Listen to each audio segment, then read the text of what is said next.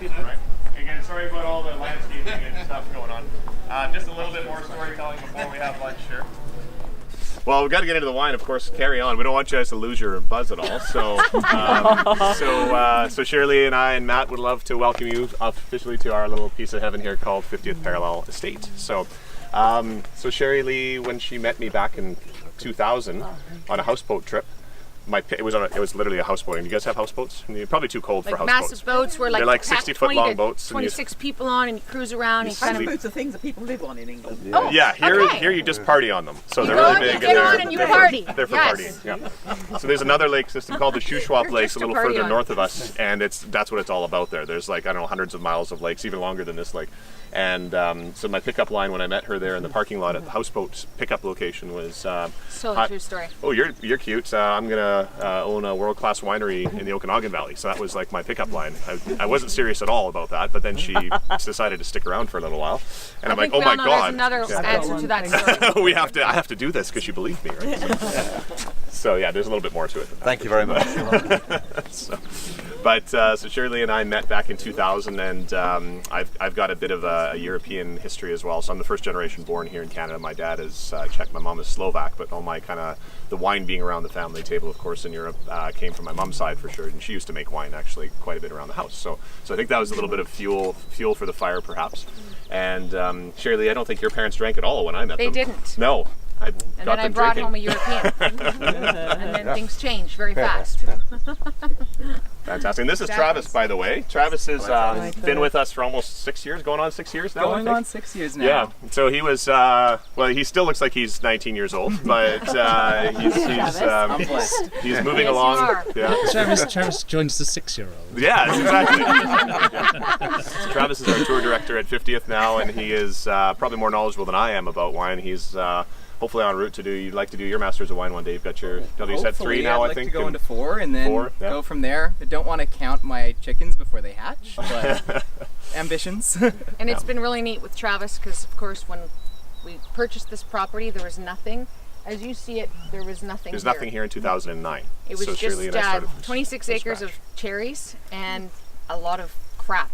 A lot of it was a diamond in the rough. Yeah. Old tractors and old trucks and that kind of stuff. So it's been quite entertaining as we stand on this spot. We call this the Infinity Event Pad, and of course, because your views are quite epic and quite stunning. This used to be a place I'd come up here and like almost cry because my shoulders were bleeding and I was exhausted from planting and running irrigation. So when we were building, we went, oh my gosh, this is going to be an amazing event spot.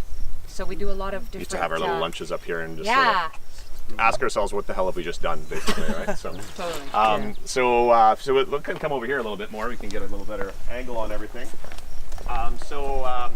The 50th Parallel Estate is this property is 61 acres. So we go almost all the way right down to the lake. Everything that you see basically inside the tree line is our property.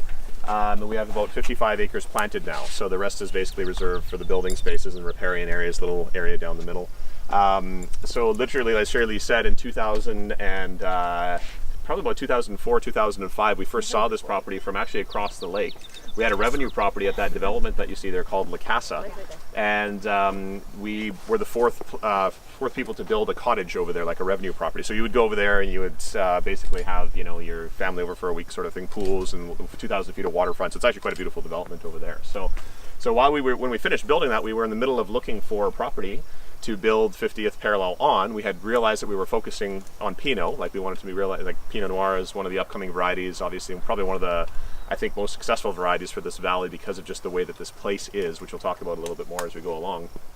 So as we were finally sitting on our deck after building that place, we looked over here, we're like, what is that property over there and why is it so big? Because we were looking for about 20 acres, not 60 acres.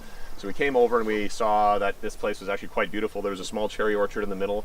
And as we started doing our research, we found out that this actually used to be a vineyard back in the early 70s. So it was actually planted to, I think it was like some sort of a hybrid, two different hybrids. And there was Okanagan Riesling 80, pardon me? Müller-Thurgau? No, not Mueller. No, it was a numbered variety. They didn't even, it was something developed here. It was like 85 or something like that, I think it was called. Yeah. So it was an interesting red variety.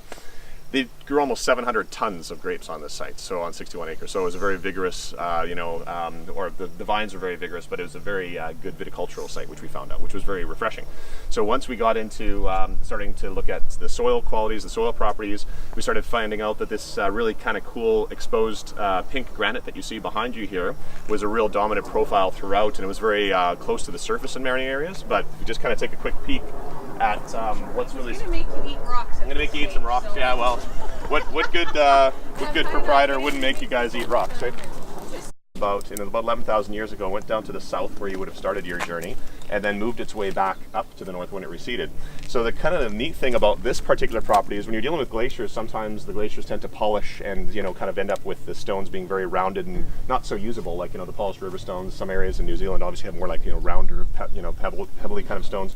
And at the south end of the valley, you found that there's really deep deposits of sand, at the very south end, and some of the more lateral moraines depositing clay along the sides. Here, which is really interesting, this glacier sort of fractured this beautiful granite mountain behind us, and the granite and the pinkiness that you kind of see in this is actually feldspar.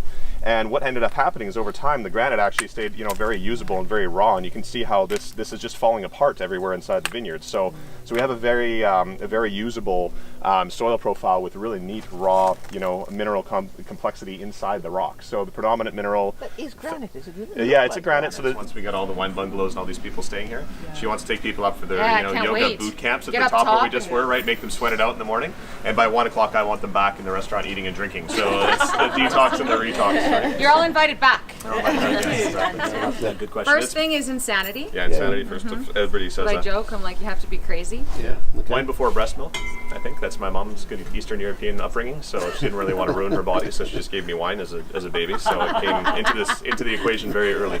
But seriously, so on my mom's side, we do have some lineage, but not a lot of credit, because I didn't get any money, I didn't get any land, I didn't get any recipes, so therefore no credit.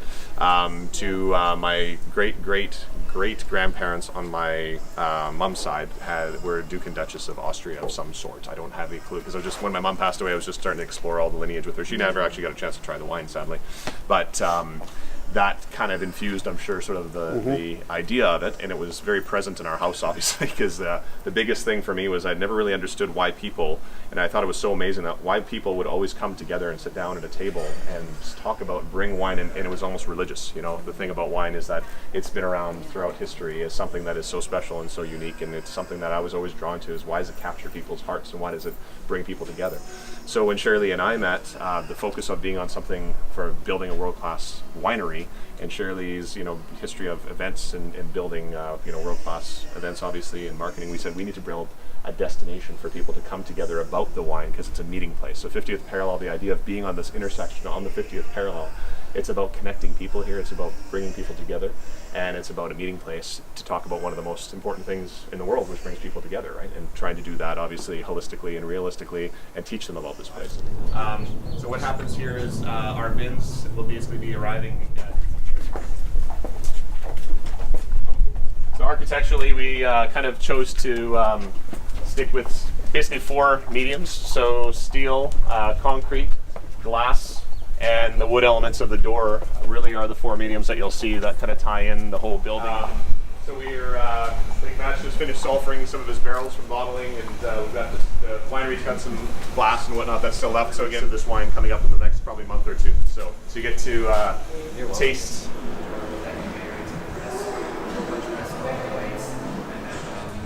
And as far as another cool aspect to gravity, this beautiful concrete pad, we're going directly out of distemper into tank, and there's little oxygen in the mix as well. So I mean, pretty ideal. The top left that you have is our estate Pinot Noir, and the bottom left is our unparalleled Pinot Noir. Those are both 2014. On your right-hand side, you've got the 2015 Pinot Noir, Estate Pinot Noir, and on the bottom right you have the 2015 Unparalleled Pinot Noir.